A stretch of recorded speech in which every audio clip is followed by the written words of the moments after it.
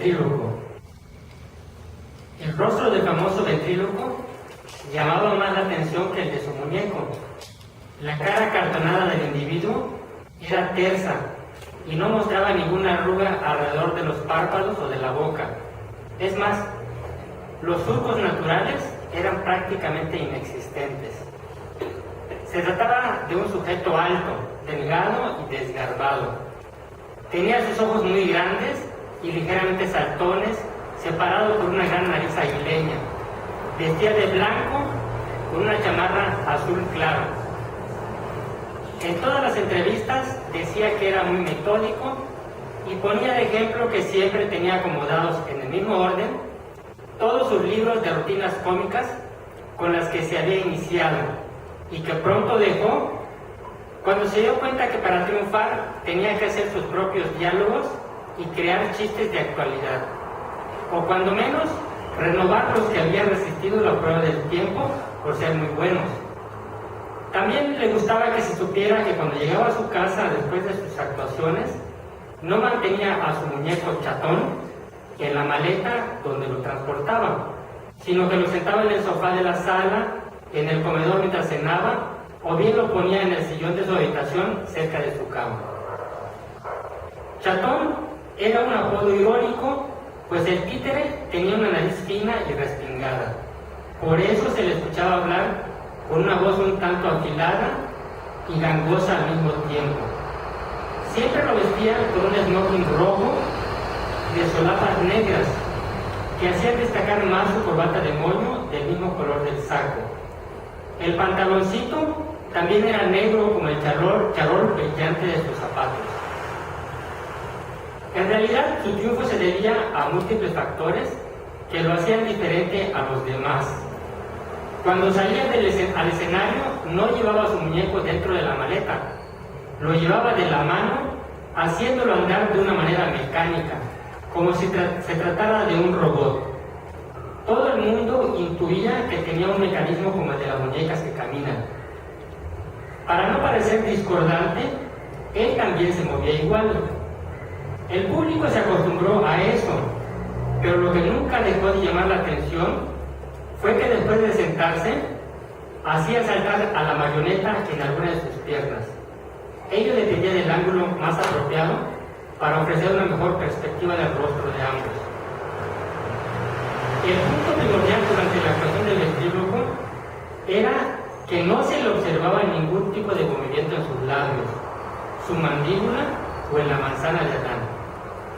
En algunas entrevistas había hecho notar que practicaba 4 horas diarias, a pesar de tener ya varios años en el espectáculo, pero que no lo consideraba como algo pesado. Simplemente se ponía a platicar con sus experiencias del día, sus ilusiones y sus metas, al tiempo que se respondía a sí mismo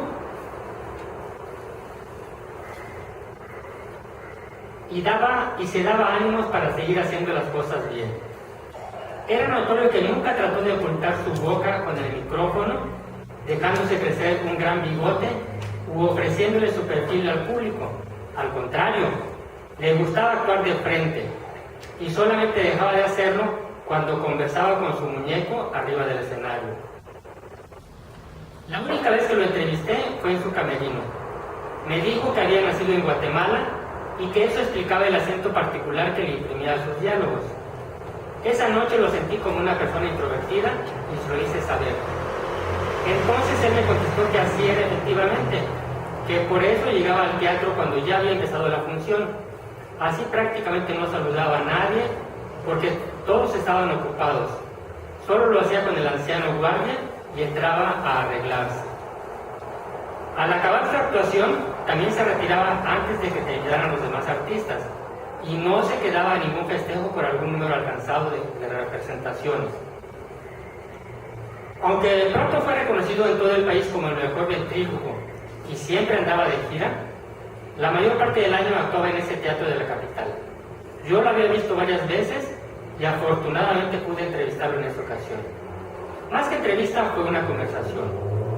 Cuando esta se publicó, también salió que se disponía a iniciar un nuevo recorrido por los estados. Después ya no supe nada de él. Años después, por azares del destino, me comisionaron a efectuar un reportaje acerca de la cultura de algunos países sudamericanos, todos ellos con maravillas para el turismo, como por ejemplo las ruinas de Machu Picchu, de las cuales no se ha podido dar una explicación acerca de cómo fueron hechas sus edificaciones de piedra. La última ciudad del recorrido fue Antigua, en Guatemala.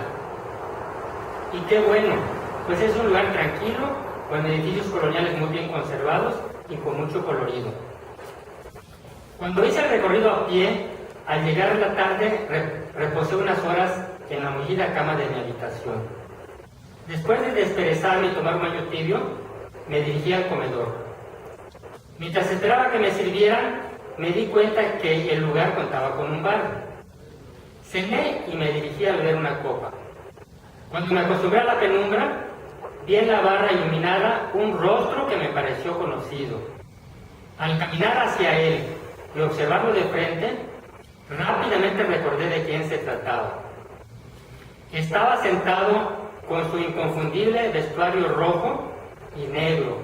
Claro, era el muñeco del mejor ventríloco que yo había conocido. Era Chatón. Pasé la vista en los demás bancos altos junto al mostrador y después en las mesas cercanas sin encontrar al dueño. Supuse que regresaría pronto.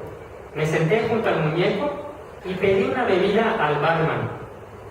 Tan pronto me la sirvió, me concentré en ella y cabizbajo me dediqué a agitarla.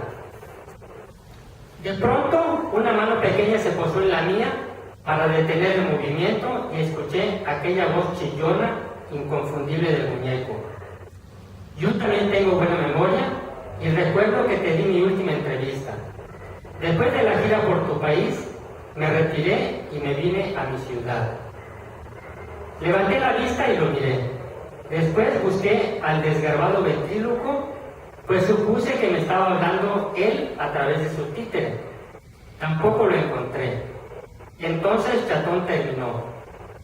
Dejé la ventriloquía porque ya me resultaba muy pesado andar de un lado para otro con mi gigantesco muñeco.